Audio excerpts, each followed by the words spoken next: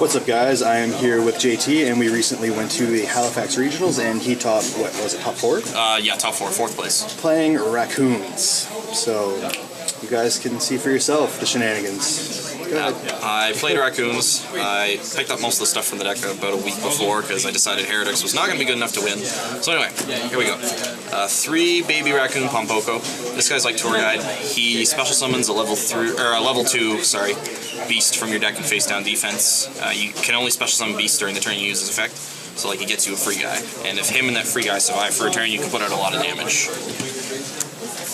Then like your ideal target for Pompoko is 3 Baby Raccoon Tantan. This guy, when he's flipped face up, battle, summon, whatever, he special summons a level 2 beast from your deck, except himself. And your typical target is this guy, Kalantos, the Mystical Beast of the Forest. When he's special summoned by a beast type monster, you destroy any card on the field. And then I played 4 1-ofs, level 2 beast types. So we have Elephant, Raikou, Tree Otter, and Wind-Up Kitten. So I'll talk about these guys in a second. Raikou's just there as he's a good standalone card. You don't want to play more than one of him because he's really slow. Like, you have to set him, and setting monsters and playing really passively, if they don't do something crazy like Tantan does, is really bad because you don't want to open multiples of them.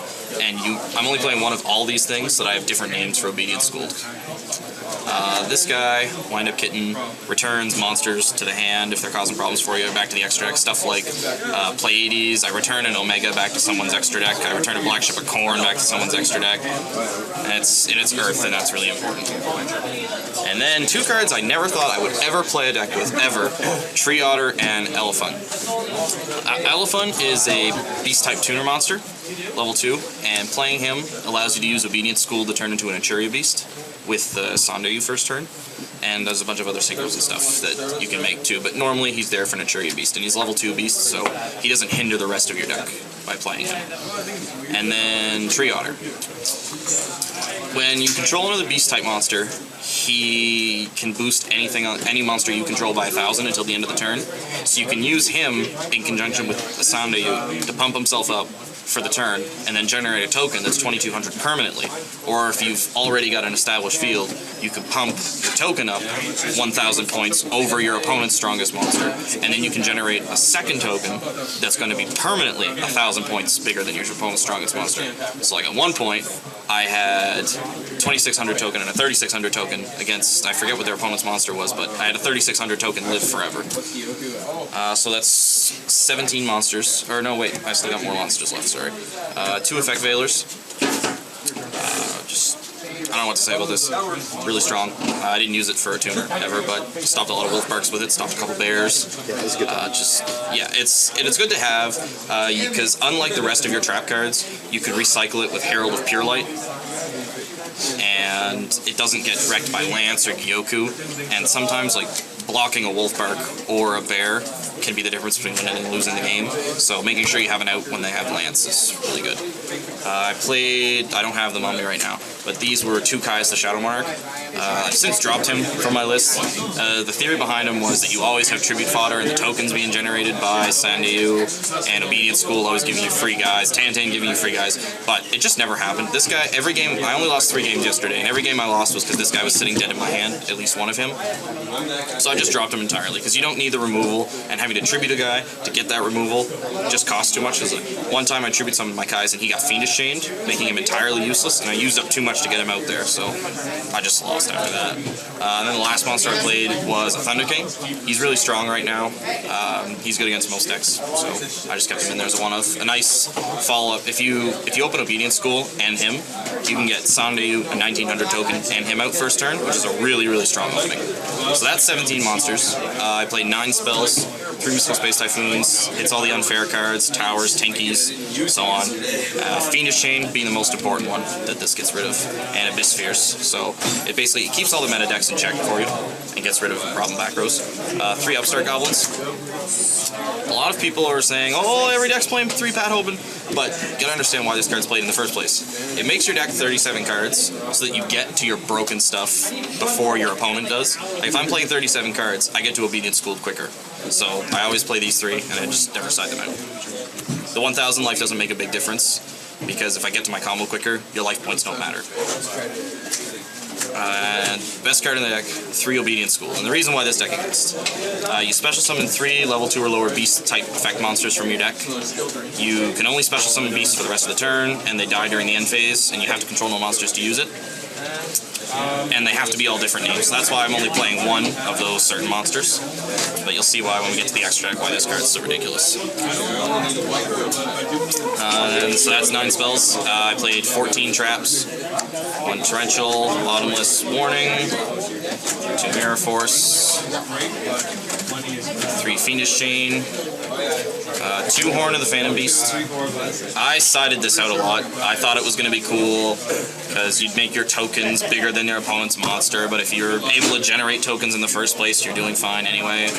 Because this card was sitting dead a lot, so I just started siding it out all the time. So I've since dropped this from my list too. 2 mistake. I would have played a 3rd if I had a 3rd, but basically every deck searches and you don't, so there's no reason not to main this card. And then an insane card, Burst Rebirth, and I'm playing a 3rd of this one now. But I only played 2 of the regional. You pay 2,000 life, and it lets you special summon a monster from your graveyard face down defense. So your ideal target for this card is Tan. So you flip him in you flip this in your opponent's end phase and get Tan. And then during your turn, you summon this, get Kalantosa, blow up a card, and you have a rank 2 play without having used your normal summon yet. And your opponent's down a card, most often a trap card. So it just lets you. It's one of the few 1-card plays the deck has. A lot of the rest of the plays are really passive and combo oriented, but this is one of the cards that lets you play with just 1 card. So that's 40 cards main deck. Extra deck. The reason you play this deck, number 64, RACCOON send you. He requires 2 beast type monsters, 2 level 2 beasts. And when you detach material, you special summon a token whose attack gets changed to the highest attack of the biggest monster on the field. So the combinations with him and Tree Otter are you boost one of your guys, or you get the token, then you boost it, then you use another one to get another token that's permanent. He can't be destroyed by battle or card effects while you have another beast type monster. So if you use Obedient School and any other level 2 beasts to get him out, 2 of him out, it creates a soft lock of sorts. One of the combos you can do with Obedient Schooled and any level 2 beast is you get 1 of him and Manchuria Beast, because the tokens he generates are level 1 Earth tokens. So it doesn't matter if you draw into Elephant or not, you can just get it off of Obedient School. You just make sure that whatever guys you bring it off Obedient Schooled, or the one in your hand, you use the non-Earth ones to make him, and use the Earth ones to sync with Manchuria Beast. I also played Daigusto Phoenix, just good to get some big damage in there. When I was talking about if he lives for the turn, have to use this effect to get out Pompoko. The following turn, if you still have this board and another level 2 beast in your hand, you can do 8,500 damage using Daigusto Phoenix, this guy, Tree Otter pumps your Daigusto Phoenix up to 2,500, and then Sandayu makes a 2,500 token. So you got 5k from him, 25, and then 1,000. So 8,500 damage. I got that off twice, I think. Herald of Pure Light, good for returning Veilers back to your hand, and also good for putting this guy back in the deck, because he's terrible to draw. He doesn't do anything when you draw him. I only went into him a couple times. Gachi, just rank 2. I didn't use him once. Were there any other rank 2s? No. Slacker Magician. I put this card in my deck the morning of, because the extra deck space is sort of free, because like I didn't use Gachi and I didn't use a lot of my synchros. But I played this to counter Xyz Encore. Yeah, because that was me right there. Yeah, I did that to you. Thanks. Because Xyz Encore is one of the few outs to double Sandayu. So like there was one game, it was against Will. I summoned a Sandayu and he Xyz Encored it right away. So I just summoned a Slacker Magician. It's important to note though, you can't summon this under when you've Obedient Schooled that turn. But if you're just doing a regular level 2 beast play, you can. And this provides a really decent wall against Fire Fists and Water. It's pretty hard for them to get over. And then Downward Magician. I don't know if I'd play more than one of this because I only summon this thing like 2 or 3 times. And you can't summon, you can only summon it during main phase 2, which makes it less broken, unlike Gaia Charger. But it lets you do something with your used up sign to use. It lets you do something with a Herald of Pure Light after you've used it because it's really weak. So I like to have it in there. Then for Synchros, I played Leo, Keeper of the Sacred Tree. I've since dropped this because I don't play Caius anymore. But the idea was you'd Obedience Schooled into 2 dudes and Elephant. Then you tribute something for Caius, banish a card, and then Synchro for this because he's really hard to get rid of. That was the same game that my Caius got Phoenix Chained, and then I synchroed for this and he got Mirror Forced, so it didn't really do anything. Underworld Fighter Balmung, he's a level 4, but when he dies by a card effect, you get a level 4 lower monster from your graveyard. He was just there as a level 4 synchro. The ideal situation for him would be to summon him against Fire Fist, because if they kill him, then you get back Thunder King from your graveyard. I mean, it's really, really ideal, but it's good to know that he's the biggest thing you can make with a Tan-Tan play. He's the largest thing you can make. So that's why he was in there. I used him to swing for game once, I think. Armory Arm, make your tokens bigger and do a lot of burn damage, just a generic rank 4. Misspirit Cloudslash, you can use this with Elephant and a token, just to negate effects, shrink dudes. Archeon, play lots of Earth monsters, I didn't summon it once though. And Thunder Unicorn, a level 5 beast type synchro that you can summon with Obedience School, but I didn't use it either. Side deck. Dark Hole, I sided this against Constellars and Water. I played 2 Constellars, and I sided this against Noble Knights too. Just clears boards, because sometimes your plays aren't strong enough to get rid of established boards, so it's important to have this to do so. Soul Drain for Water, Dark World, so on. 3 Maxis. Every deck is crazy and special summons a lot, so keep those in there.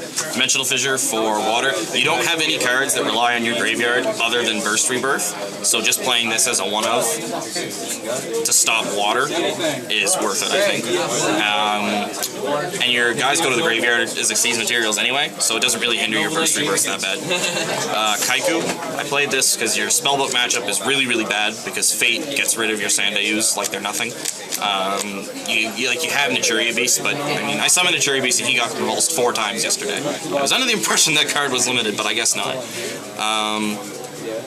Yeah, and he was solid against dragons too. I didn't play either of those decks though, so I didn't get an opportunity to bring him in. 2 Black Horn of Heaven for Geargias, dragons, and a couple other things. It's a really good trap card. Dust Tornado, bringing it in against decks that play like Skill Drain, Phoenix Chain, decks that can side in DNA Surgery, and just decks that like to use a lot of continuous spell and trap cards like Fire Fist, Water, Prophecy. Basically all the big decks. That's what I sided in against. Then I also side decked. Where are they?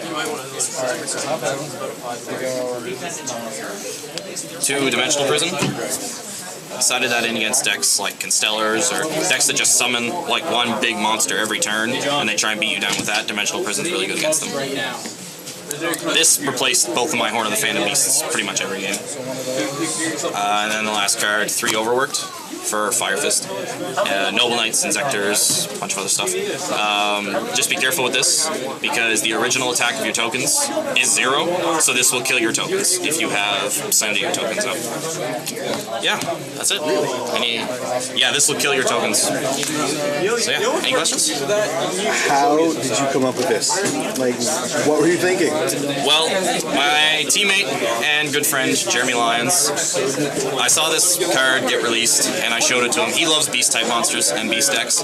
I showed it to him, and he was really, really excited. And then one day I was cruising along Duelist Grounds trying to figure out what to play at Regionals, and I found a thread that was based around this deck, and the card that really caught my eye was Burst Rebirth, because I had just kind of skipped over this card after it came out. And I thought these 2 were really cool, so I started testing some games with the deck because I was losing with Heretics a lot, and I was winning games, so I said, okay, well, I'll just play this at Regionals. I gotta admit, like, the deck is really cute, and it does some pretty cool stuff, but the biggest advantage was the fact that nobody knew how the deck worked. That's the biggest reason I was able to do so well. Like, if people would have known how to play against this deck and its weaknesses, I probably wouldn't have done as well, but that's what you gotta do. And you said your worst matchup was Spellbooks? In theory, because they can fate, but I mean, Fire Fist has Tiger King. There's a lot of different outs to my boards. I don't. In testing, Spellbook was my worst matchup, but I wouldn't be able to say absolutely for sure because I didn't have the opportunity to play any at regionals. So one more question. Will you please play this at Nats? Please. Nats is a long time away. Nats is another ban list away. Really? You think they're gonna hate your little raccoons? It's not that I hate them. I think I'll love them forever because I topped a regional with them.